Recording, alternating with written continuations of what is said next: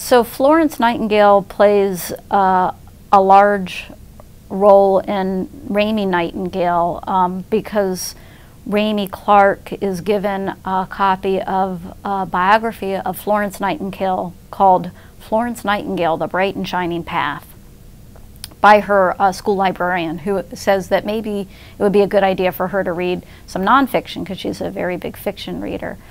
And when I was a kid, there was a series of books, I think they were called Landmark, I'm not sure, about all these famous people who had done wonderful things. And I read all of those books because I read everything that was in the library. And I always had this kind of like sinking feeling that I wasn't really measuring up, you know. It's like they were doing all these amazing things even when they were kids, and I wasn't that way.